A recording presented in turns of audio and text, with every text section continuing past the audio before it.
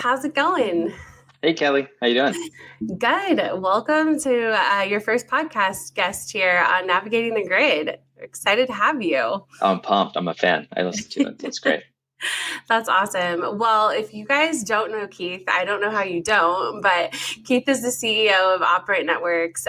He is really active in our renewable space related to cybersecurity. He is on, I would say, the speaking circuit and active on LinkedIn, and he's got a really great voice and a great perspective about where we're headed with our industry and really how we need to be doing the right thing when it comes to cybersecurity. So, Keith, I'm really pumped to have you, and I'm excited for you to tell us kind of how you landed at Operate and how you got there, because it's a pretty cool story. I just really appreciate your background, and I don't know if you always tell people your story. So, yeah.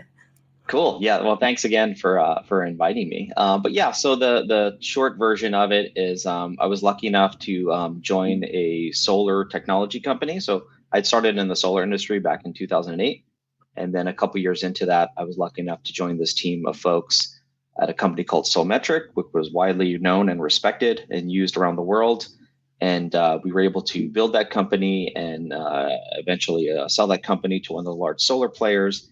And then Randy, who is our CTO and founder, kind of left after a little while and started to think, he's a master inventor of technology and visionary type guy. And he was thinking very much about what is next. And he landed on really communications and security, really just the trend of decentralizing the electric grid and maybe turning off a big central power plant, replacing it with a lot of little small things. All of those things have, being connected to the internet becomes somewhat terrifying from a security perspective. So that was really the origin story of where we started working on Operant and this problem. Yeah, I love that. I think that people that do the most impactful work for reliability typically spend some time in solar development, and we're terrified at some point. Yeah. There was a few key people when we started having the conversations, including the Department of Energy, that were like, thank God you're asking this question because we are very, very concerned. So that was kind of some early confirmation that we should, start working on the problem. Yeah, definitely. How do you see, I mean, I think for folks that aren't cybersecurity, working in that space all the time, but are working in the renewable space, that intersection of cybersecurity and renewables, like from your perspective, walk us through the importance there. Yeah, I think generally, historically, most are just been busy, building projects or, selling modules, equipment, stuff, OEMs. But I do think the entire industry is acknowledging that we've come to a point of maturation where we are now not just putting solar on a rooftop, where we are actually building enough of this stuff and putting it on the grid, where in aggregate it's becoming critical infrastructure or could be considered that.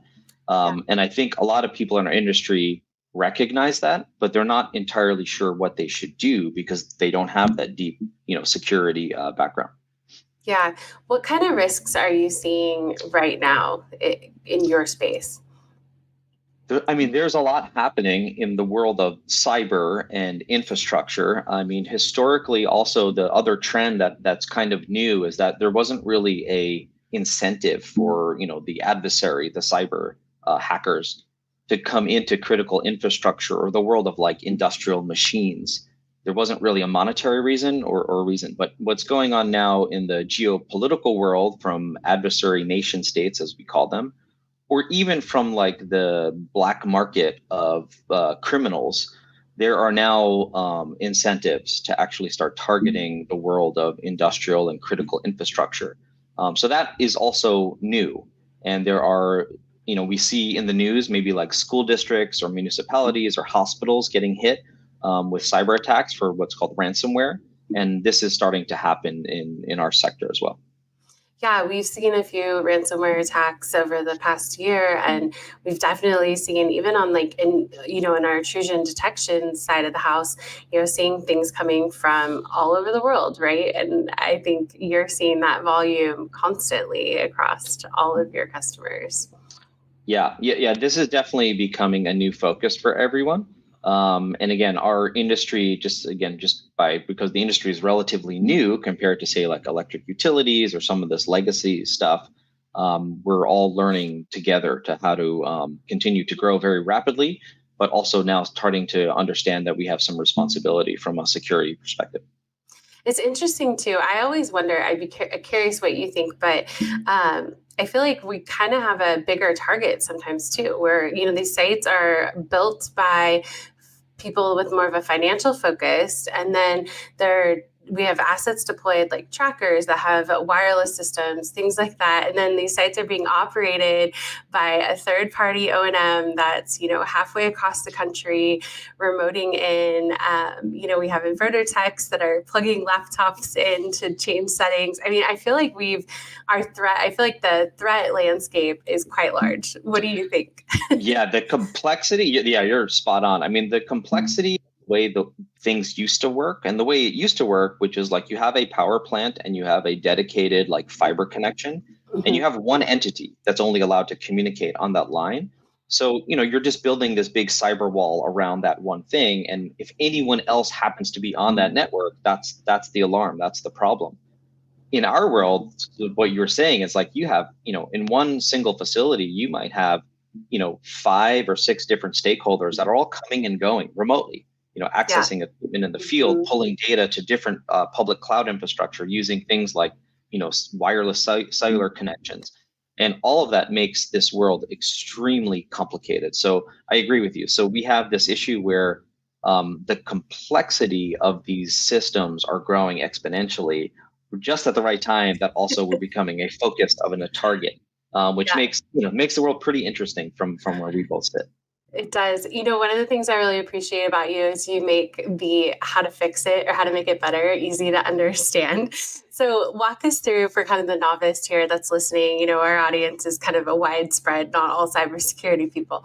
So walk us through, like, how do you start mitigating this risk? Because it's a huge risk and it's a little overwhelming. Yeah, I'd say I think it's still very much about the basics. So there are basic, traditional hygiene stuff from a cybersecurity perspective, like having passwords. Everyone has a different password. That's sometimes not the case, especially like on a site. We've been to sites where the password to the main computer that accesses everything is just like on a sticky pad and it's just posted on the wall. But yeah, having a good password program, implementing things like two-factor authentication. These are like the basics. When you move up a level, maybe from that level to like the next thing that we're talking about having people remote in and out to sites, and connecting a lot of things to the internet. I mean, this is technology areas that Operant focuses on. And the way I do explain it to people, that hopefully it makes sense, is very much, when you have a site and a facility, someone has to control the gates of all these people coming and going. So that's kind of one capability, which is in the category of called secure remote access. And then the other one is just really securing the data as it's flying around from site to cloud and from person to person and system to system. And the traditional way of doing those things, and the way you would do it, say for like on your cell phone, is like a VPN kind of connection. That is kind of a fine for a consumer, or if you just have one of these connections. But there are better ways, like next generation VPNs, or dare I say the word zero trust, because that's a super buzzword and doesn't really mean much to anyone anymore. But there are better methodologies to how do you secure all this data in transport, while at the same time not making it overly burdensome to keep all of it stable. Yeah, that's a lot. And there's a lot of layers to it too. Yes, across the board. Yeah. What do you think? How do you think with the regulatory landscape that's changing? Like, where do you think we're headed on a regulatory perspective? Yeah, I think, and you're obviously much more fluent in this than I am. I think I know obviously we have NERC-CIP, and the threshold of where NERC-CIP starts, which has historically been 75 megawatts and up in our world. There are things happening, and I think the general consensus is people acknowledge that that threshold will probably be lowered. And again, there are tools and ways to do things. It's just, can you do things that fall within a budget of these smaller facilities? So everyone is talking about 20 megawatts and up potentially having to fall under the NERC-CIP regulations. And then it's really, how do you do enough from a security perspective and a compliance perspective but then also you're working within operating within a reasonable budget. So that's kind of the one area from a compliance perspective that everyone is talking about. And then the other ones are just the kind of just general slow evolution of the standards. The regulatory bodies also understand that we are now building critical infrastructure, and this is a key industry, and that though they're just setting the baseline, that baseline needs to slowly get better over time. So really interesting. Last night, it was official. The SAR was signed or approved by FERC. So the 20 megawatts, excuse me, the 20 megawatts connected at 60 kV or higher is actually official now. Wow. So one of the things, I'm putting you on the spot here, this wasn't in our list of questions we talked about, but can people make a 20 megawatt site that doesn't have a lot of budget? Can you make that secure? I feel like that is a key question that we have to solve over the next 12 months with that change. Yeah. And so luckily, I mean, that's not a surprise question because I get that question all the time. Luckily, again, we have a very, obviously, Operant being a technology vendor and have been looking at this. I mean, we strongly say yes, that we can do it. The only reason I know that is because when we started the company, our last company was bought by Vivint, or at the time Vivint Solar, which was a residential solar company. And we had residential price points in mind when we built our tech about, how do we operate, how do you securely transport data information on really, really small, like IoT-like devices, like little small things like sensors and devices out there. And so there are ways of doing it. You probably need kind of next generation technology like we have. The way most companies have done this stuff historically, like the utility version, probably will not, we call those kind of like big iron solutions. They probably can't shrink down into that very small footprint and the right price point, but there are ways of doing this. So I'd say generally, yes, there are ways that not only are the products themselves cost effective, but oftentimes it's not really about the product. It's really about the labor that's required to make that product functional like over time, because a lot of the traditional like IT and networking and cyber tools, they require a lot of ongoing management and maintenance to kind of keep them reliable and updated. So it's really both of those two capabilities. One is, okay, we need a product at the right price point, but then what does it take to make this product do what it's supposed to do over 5 or 10 years? That's the second piece of it. Yeah, absolutely. And I think that's really where it's at. I was at a large solar site a couple weeks ago, and it was built by a utility with their rack and their SCADA spec. And I mean, that thing's a spaceship. Yeah. And that thing cost, a lot of money. I don't even know where to start to even think through the dollars. But that's not going to apply. That's not going to support the industry going forward when we get to these 20 megawatts. The example that we always use is look, if you have a 30-person team for cyber and OT and networking, and you have the budget and you have one huge power plant and you have a dedicated fiber connection, sure, there's plenty of tools out there and you'll be fine. But the thing we always think about is if you have an EV charger in a parking lot and a very, very small budget for that one EV charger, it's the traditional tools will probably not work in that use case. Yeah, definitely. Well, it's so fascinating to me. And I love watching what Operant is up to and what you guys are up to. Because I think we have to have a solution that's not this big clunky utility solution. That's not the world that's not what this grid transformation that we're going through. That's not what the world's going to look like in 10 years. And so I think it's so exciting to watch what you guys have going on. Cool, thanks. And there are a lot of also really new things coming out of the federal government and the national labs. There's these concepts of secure by design, and INL is doing a lot of work on what they call cyber informed engineering. And I think this is fair because really the push of these movements are really to kind of put more responsibility on the OEMs and the technology vendors to kind of embed more security in their solutions. I've always thought that it was a bit unfair in the solar industry that it's really, you have these large owner and operators, which are really like construction companies and finance companies, like they're Yes. on the hook for defending our entire like national security. So I do think that these new movements that are coming help other people that have more technology capabilities kind of share the responsibility. So Yeah, anyway, it's a that's good thing too. super important. Well, one last question for you. So if folks are listening and they're falling in that 20 megawatt to 75 megawatt, haven't thought about cybersecurity, what's the timeline here? Like, in my mind, I think it's you need to start working on a solution now. Is that where you're seeing things?